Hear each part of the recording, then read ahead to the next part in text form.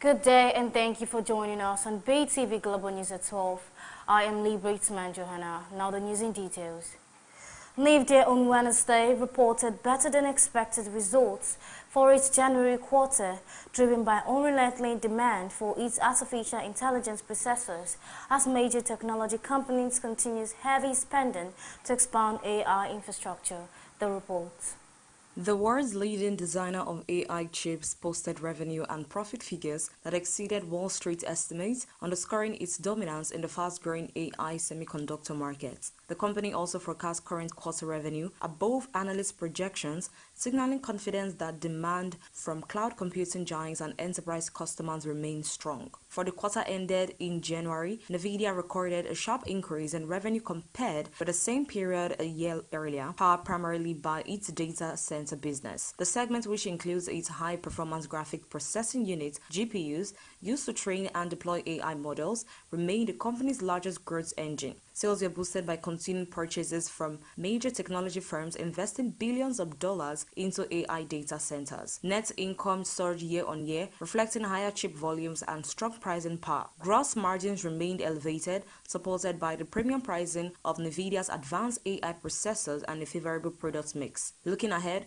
Nvidia projected revenue for the current quarter above market expectations, reinforcing investors' confidence that AI spending has not slowed despite broader macroeconomic uncertainties. The company said demand continues to outstrip supply for its most advanced AI chips, though production capacity is gradually improving. Chief Executive Jensen Huang said the rapid adoption of generative AI across industries is driving sustained investments in accelerated computing and AI infrastructure. He added that enterprises, cloud service providers, and governments are racing to build out AI capabilities, fueling long-term growth opportunities for Nvidia. Despite the upbeat results, investors are increasingly focused on capital returns. With Nvidia generating significant cash flow from operations, Wall Street is watching closely for larger share buybacks or higher dividends. The company has previously authorized substantial stock repurchase programs, and analysts expect continued emphasis on returning excess cash to shareholders. Shares of Nvidia have rallied sharply over the past year amid the AI boom, making it one of the most valuable chip makers globally. However, elated expectations mean investors are looking not only for strong earnings but also for clear signals on sustainable growth and disciplined capital allocation. Overall, Nvidia's latest quarterly performance reinforces its central role in the global AI expansion as big tech spending spree on artificial intelligence infrastructure shows few signs of slowing. Evelyn Isabelle reporting for Beetv News.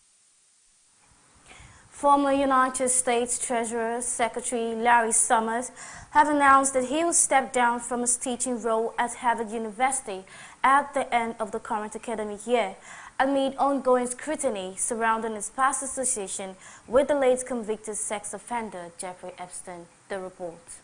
Summers, who previously served as U.S. Treasury Secretary under President Bill Clinton and also as president of Harvard University from 2001 to 2006, confirmed that his resignation will take effect once the academic session concludes. His decision comes as renewed public attention continues to focus on prominent figures who had professional or personal relationship with Epstein prior to his 2019 death. Epstein, a financier with connections to high-profile politicians, academics, and business leaders, was arrested in July 2019 on federal charges of sex trafficking of minors. He died in a New York jail cell while awaiting trial. His case sparked global outrage and triggered investigations into his network of associates. Sommer had acknowledged in previous statements that he maintained contact with Epstein even after Epstein's 2008 conviction for soliciting prostitution from a minor. Reports had indicated that Summers met with Epstein multiple times in the years following that conviction, drawing criticism from members of the Harvard community community and the wider public. Although Summers had expressed regrets over maintaining ties with Epstein, stating that it was a mistake to continue the association,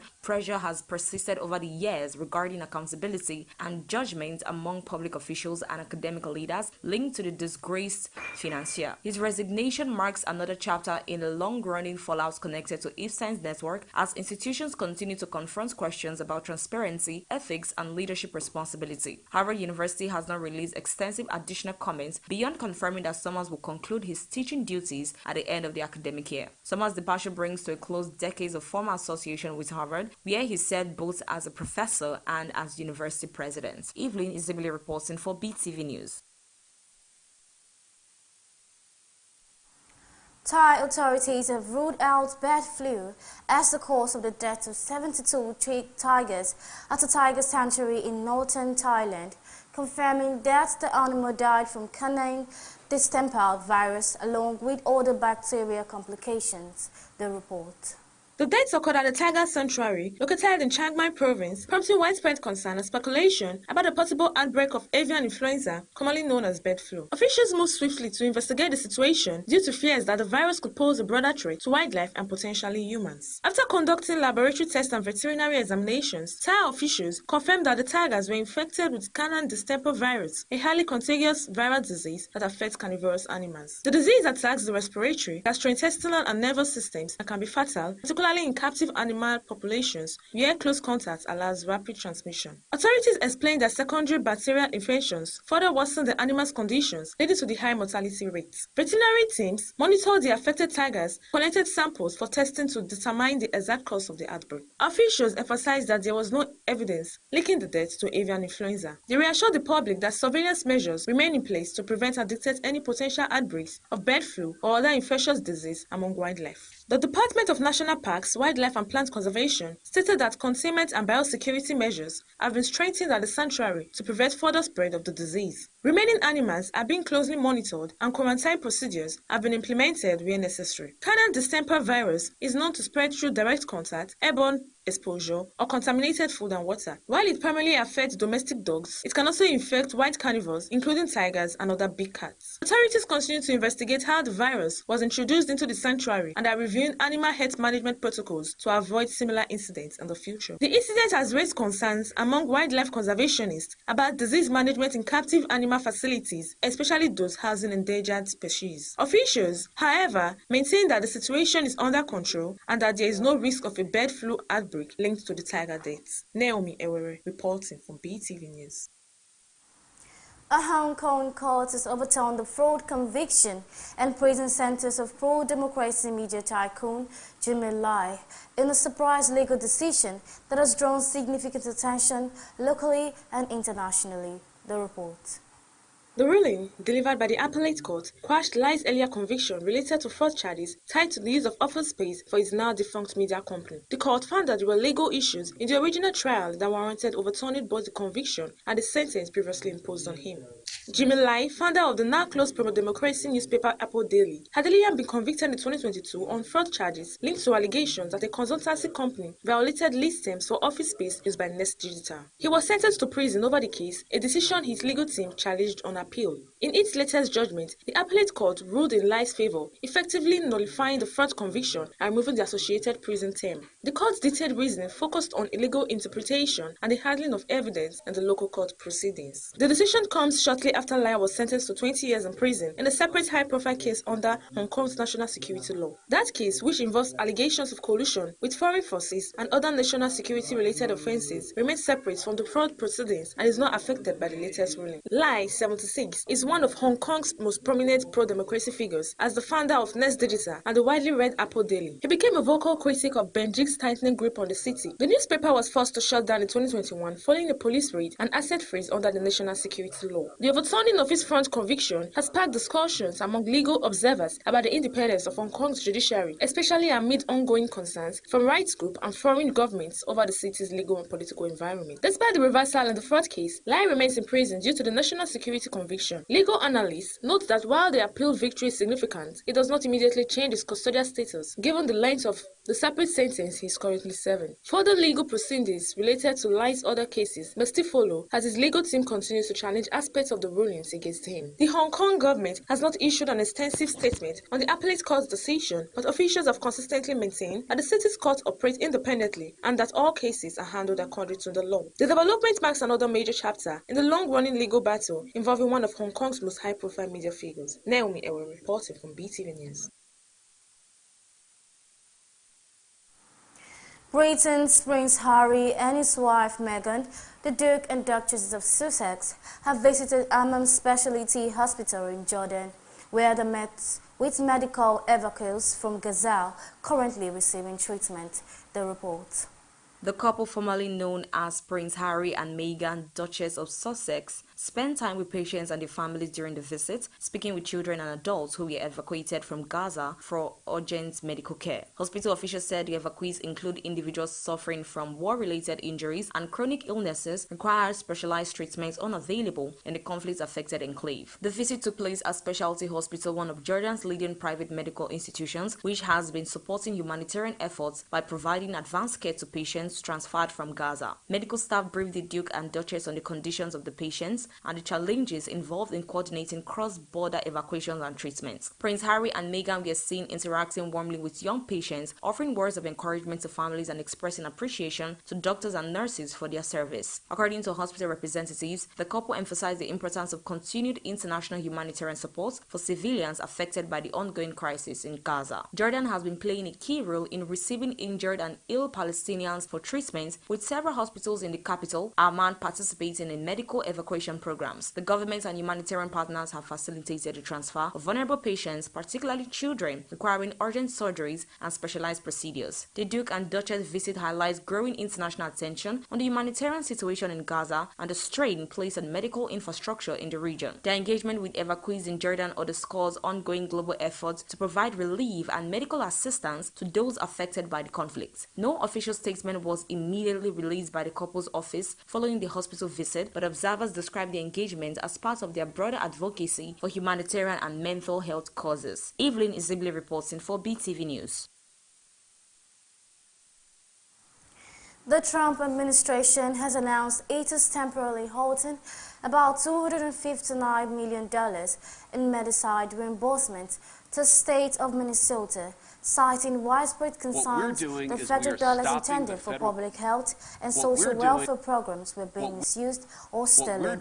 Vice President J.D. Vance, speaking at a joint news conference with Dr. Mehmet Oz, the head of the Centers for Medicare and Medicaid Services, said the process funding is part of what the administration described as a broader war on fraud. Federal officials said the action will remain in place until Minnesota submits an act on a comprehensive corrective plan to address alleged fraud problems.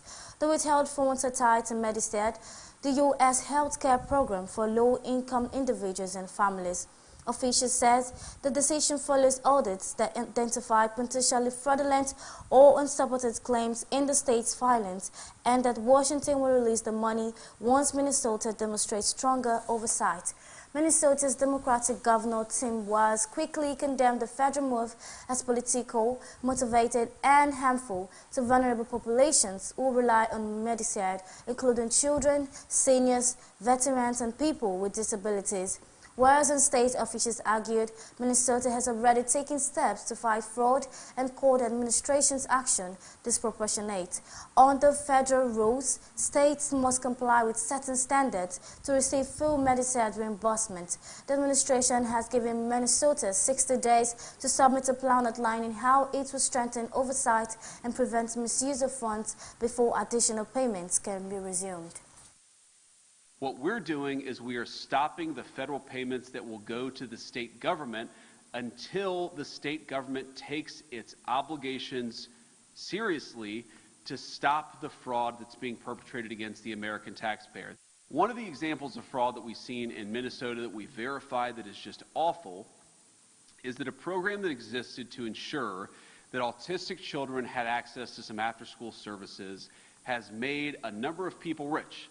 Not by providing services to needy children, but by allowing fraudsters to take money that ought by right go to American citizens and to American families, and to set up sham businesses, set up sham clients, set up people who are not even autistic but claim to be autistic in order that they benefit from the money that's out there. Now, what does that mean? Number one, it means that a lot of people are getting rich off the generosity of American taxpayers, but more fundamentally and more importantly than that, it means that there are kids in Minnesota who deserve these services, who need these services, and they're not going to those kids, they're going to fraudsters in Minneapolis. That is unacceptable, and that's the sort of thing that we're cutting off with this action today.